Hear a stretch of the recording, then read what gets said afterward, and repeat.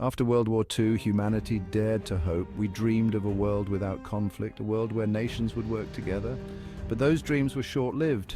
The dust had barely settled when new tensions arose. The Cold War began, dividing the world once again. Today, we find ourselves in a familiar situation. The geopolitical landscape echoes the past. Nations are choosing sides, alliances are forming and reforming. It's as if we've learned nothing from history. The Cold War may have ended, but its ghost lingers. The similarities are striking and unsettling. Just as before, we see propaganda wars. Cyber attacks replace traditional espionage. Economic sanctions are the new battlefields, and always the threat of something worse looms over us all. It's a dance we've done before, but the stakes are higher now. We thought we had moved past this. We believed in a future of cooperation, but here we are again, teetering on the brink. The dream of eternal peace seems further away than ever. And we're left wondering, is this the prelude to World War IV? The final conflict that could end it all? The world is splitting into two massive blocks. On one side, we have the Western Alliance. Led by the United States, it includes Europe and other democratic nations. On the other, an Eastern bloc is forming. China and Russia are at its core, joined by their allies. Western leader. It's a divide reminiscent of the Cold War, but with new players and higher stakes. These blocs aren't just about geography, they represent fundamentally different worldviews.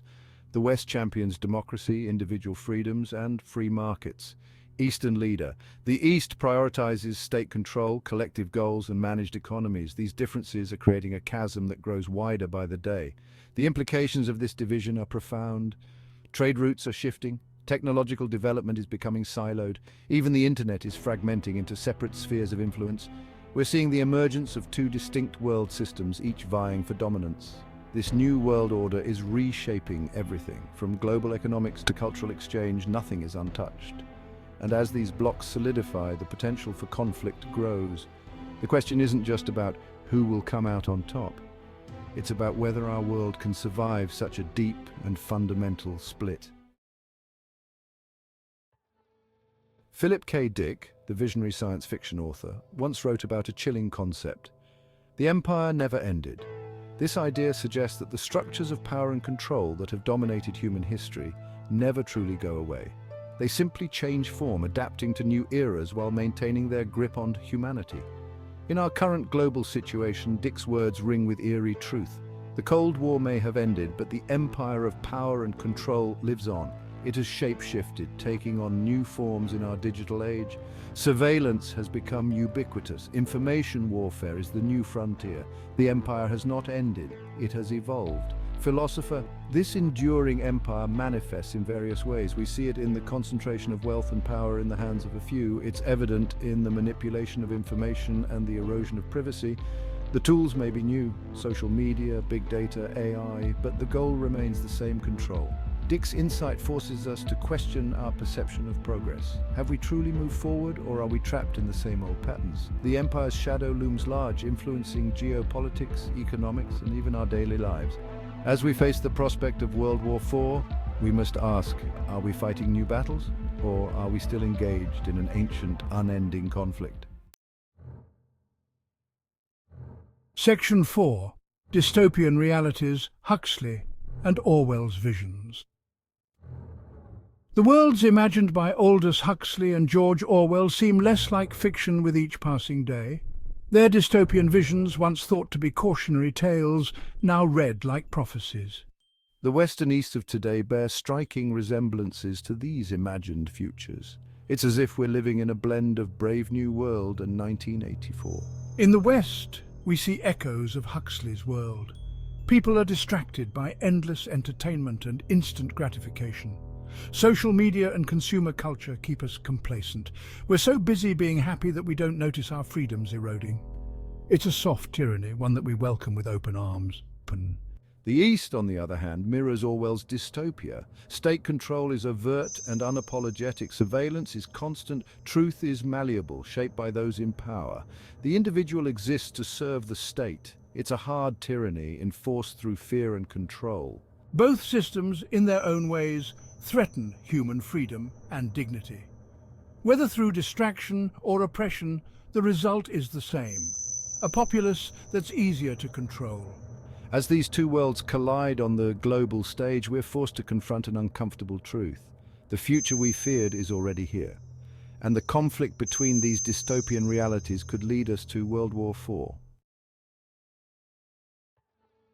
Section 5. The Sword of Damocles. Nuclear threats and climate catastrophe.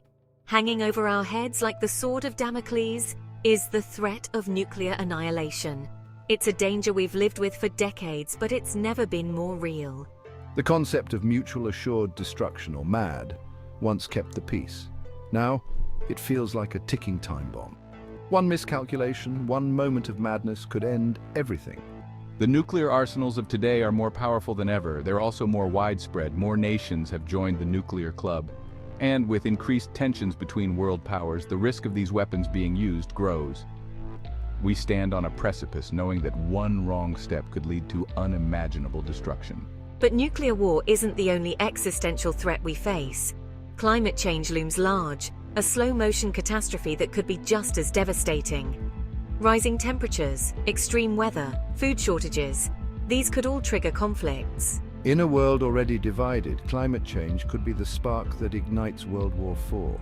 These twin threats, nuclear war and climate catastrophe, create a perfect storm. They feed into each other, increasing global tensions and the likelihood of conflict. We're racing against time on two fronts. Can we defuse the nuclear threat and address climate change before it's too late? Or will one of these swords of Damocles fall, bringing an end to life as we know it? Section 6. The Great Filter, Humanity's Final Test. As we face the prospect of World War IV, we must confront a chilling possibility. Could this be humanity's great filter? The concept, from astrobiology, suggests that there's a barrier that prevents civilizations from advancing beyond a certain point. It could explain why we haven't found signs of advanced alien life. Perhaps civilizations destroy themselves before they can spread to the stars. Are we approaching our own great filter? The challenges we face are immense. Nuclear war, climate change, artificial intelligence gone wrong. Any of these could spell our doom. And now, with the world more divided than ever, our ability to tackle these challenges is compromised. We're like a species with one hand tied behind its back trying to defuse a bomb. The fear is that World War IV could be the final conflict.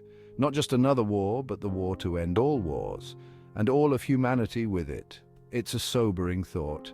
Everything our species has achieved, all our art, science, and culture, could be wiped out in an instant. We stand at a crossroads, and the path we choose will determine not just our fate, but potentially the fate of all potential life in our corner of the universe. But there's hope in this darkness. By recognizing the great filter for what it is, we have a chance to overcome it. It will require unprecedented cooperation, a setting aside of differences in the face of common threats. Can we rise to this challenge? Can we prove that humanity is capable of passing this cosmic test? The answer to these questions will determine whether World War IV becomes our final chapter or the beginning of a new era of human advancement. The choice and the responsibility is ours.